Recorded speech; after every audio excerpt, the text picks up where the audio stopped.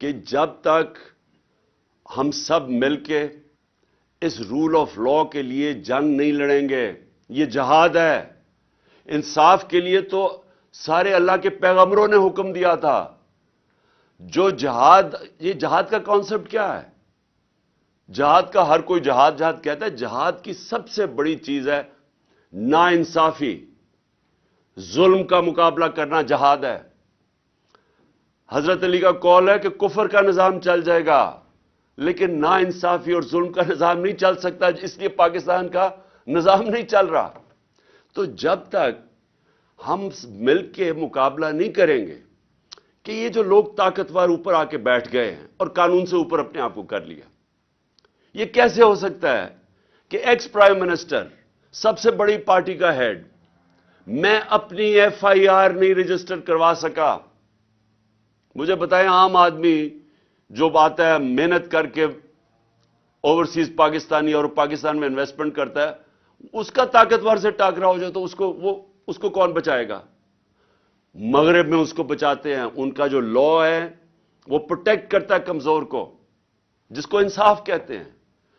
حضرت ابو بکر جب خلیفہ بنے، پہلے تو نبی صلی اللہ علیہ وسلم نے سب سے پہلے عدل اور انصاف قائم کیا مدینہ میں۔ حضرت ابو بکر خلیفہ بنے، ان کی پہلی سٹیٹمنٹ سن لیں کہ کمزور اور طاقتور کو میں قانون کے سامنے ایک برابر کروں گا، انصاف قائم کروں گا۔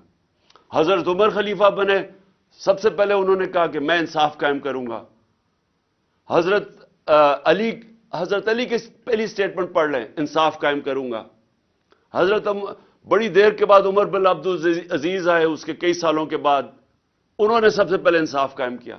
دیکھیں، انصاف کا جو نظام ہوتا ہے، جس طرح نیلسن منڈیلا نے کہا کہ اگر آپ نے غربت کم کرنی ہے تو انصاف قائم کرو۔ نیلسن منڈیلا کہہ رہا ہے، یہ تو میرا سب کے لیے، کہ ہمارے ملک میں وہ نظام جدھر اعظم سواتی کو، یعنی ایک سینیٹر کو ایک ٹویٹ کرنے پہ، اور سچی ٹویٹ، جو ایک پولیٹیشین کا کام ہے کرنا، میرا کام ہے کہ اگر پبلک کا پیسہ چوری ہو رہا ہو تو میرا کام ہے اس کے اوپر آواز بلند کرنا، تو وہ NRO2 کہتا ہے کہ جنرل باجوہ نے دیا ہے، اس کے اوپر اس کے پوتے پوتیوں کے سامنے تشدد کیا گیا، صبح کے 3 بجے ان کے سامنے ننگا کر کے باہر میں لے جا کے اس کو مارا گیا، ظلم کیا گیا اس کے اوپر۔ اس کے بعد پھر اس کے اوپر 30 کیسز کیے گئے۔ میں اپنا کیس FIR نہیں رجسٹر کروا سکا، لیکن اس کے اوپر سارے پاکستان میں، کوئٹہ میں، سندھ میں، کوئٹہ کی سردی کے اندر ایک کمبل کے ساتھ اس کو رکھ دیا۔ یعنی ایک 75 سال کے آدمی سے ایک ٹویٹ کے اوپر یہ ہوا ہے۔ اس کا مطلب کہ وہ اتنا بڑا فرعون تھا کہ اس ملک میں وہ اتنا قانون سے اوپر تھا کہ آپ اس کی تنقید نہیں کر سکے۔ ساری مغرب میں پاکستان کی بدنامی ہوئی، سارے اخباروں کے اندر آیا کہ پاکستان کے سینیٹ کو اس طرح کیا گیا، کسٹوڈیل ٹارچر کی گئی۔ اس سے پہلے شہباز گل، پھر یہ جو ارشد شریف سے ہوا۔ تو یہ تو ہماری لیگل کمیونٹی کی سب سے پہلے ذمہ داری تھی کہ ہم اس کے اوپر سٹینڈ لیں۔ اور میں آج آپ کو کہہ رہا ہوں کہ یہ اب پاکستان جدھر آ کے کھڑا ہو گیا ہے، اللہ نے ہمیں چیلنج کر دیا، یا تباہ ہو یا اپنی اصلاحات کرو، یا اس ملک میں انصاف کا نظام لے کے آؤ، رول آف لا، نہیں تو بربادی ہے تمہاری۔ کوئی پیسے دینے کے لیے تیار نہیں ہے۔ ابھی شہباز شریف کی ویڈیو ذرا دیکھیں، سارے ہندوستان کے چینلز پہ چلی ہے کہ جی ہندوستان سے تو جی بڑا، ہمارے سے بڑی 3 ہم نے جنگیں لڑی اور ہمیں مار پڑ گئی، ہمیں تو دوستی کرنی چاہیے، ہمیں تو جناب ہم نے تو اپنا سبق سیکھ لیا ہے۔ یعنی یہ اس ملک ہم گر گئے ہیں کہ ملک کا وزیر اعظم ہندوستان، جس نے کشمیر کے اوپر ظلم کیا ہے، جس نے کشمیریوں کا جو انٹرنیشنل کمیونٹی نے رائٹ دیا تھا، رائٹ آف سیلف ڈٹرمنیشن، وہ نہیں دیا، اور پھر اسٹیٹہڈ ان کی لے لی ہے، اور ہمیں ہی وہ جا کے کہہ رہا ہے کہ جی ہندوستان سے ہمیں تو بڑی دوستی کرنی چاہیے۔ کوئی فکر نہیں کہ کشمیریوں کی قربانیاں، کوئی فکر نہیں نظریہ پاکستان کے کسی مقصد کے لیے ملک بنا تھا۔ یہ آج حالت آ گئی ہے کیونکہ ہر جگہ پیسے مانگتے پھر رہے ہیں۔ اپنا پیسہ ان ساروں نے باہر رکھا ہوا ہے اور دوسروں کو کہہ رہے ہیں جی پاکستان میں پیسہ بھیجو۔ میں آج آخر میں اپنی لیگل کمیونٹی کو یہ کہنا چاہتا ہوں، دیکھیں یہ ہے جہاد، میں اس کو پالیٹکس نہیں سمجھتا. یہ انصاف کی جہاد ہے جو میں 26 سال پہلے لے کے نکلا تھا. انصاف کی تحریک میں تب بھی, کیونکہ میں مغرب دیکھ چکا تھا, مجھے تو پتہ چل گیا تھا کہ امیر اور غریب ملکوں میں فرق ہی ایک ہے, کہ امیر ملکوں میں انصاف ہے, غریب ملکوں کے اندر انصاف نہیں ہے. فرق ہی ایک ہے, وسائل کی وجہ سے نہیں ہوتے. تو میں تب سے یہ پوری کیمپین کر رہا ہوں. آزاد عدلیہ کی میں نے پوری شرکت کی, جیل میں مجھے ڈالا اس پہ. اب پھر نکلا ہوا ہوں کہ یہ کیسے ہو سکتا ہے کہ جناب ایک ایجنسیز کے آدمی کا نام آ گیا تو میں ایف آئی آر ہی نہیں کاٹ سکتا. مجھے پتہ ہے انہوں نے کیا ہے, میں پہلے سے بتا رہا تھا کہ پلان بنا ہوا ہے. میں نے اس کے اوپر پورا, مجھے یہ سارا جب پلان انہوں نے ویڈیو بنائی اور یہ جو کیمپین کی, اسٹیٹ ٹی وی کے اوپر اشتہار چلائے کہ عمران خان نے توہین رسالت کی ہے اور توہین مذہب کی ہے, اور پورا پروپیگنڈا کر کے میں نے تب کہا کہ یہ دینی انتہا پسند کے ذریعے میرے اوپر گولی واردات کریں گے. میں نے 2 مہینے 1.5 مہینے پہلے جلسے میں کہہ دیا تھا یہ پلان ان کا یہ ہے. مجھے پتا تھا اس کے پیچھے کون ہے.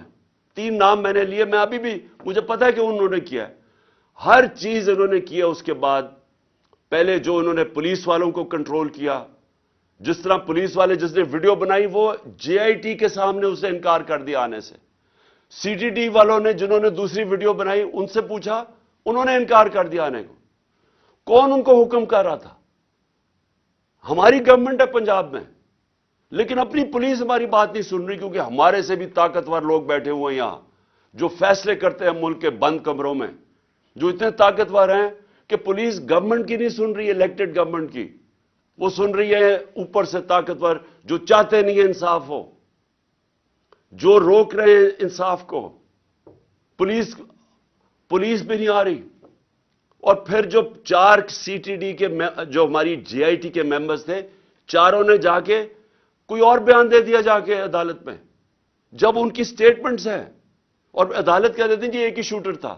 انہوں میں سے جو ایک جا کے بیان دیتا ہے کہ ایک ہی شوٹر ہے, اس کی اپنی ایویڈنس ہے کہ اس نے چھت پہ جا کے دوسرے شوٹر کی گولیاں ریکور کی ہیں.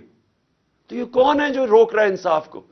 اور میں پھر سے کرتا ہوں کہ چھوڑے عمران خان ہے, پاکستان کا ایکس پرائم منسٹر اور سب سے بڑی پارٹی کے جس کے اوپر قاتلانہ حملہ ہوتا ہے, میں نہیں انصاف, مجھے میرے اور جو جے آئی ٹی بن رہی ہے اس کو سیبوٹاج کیا جا رہا ہے.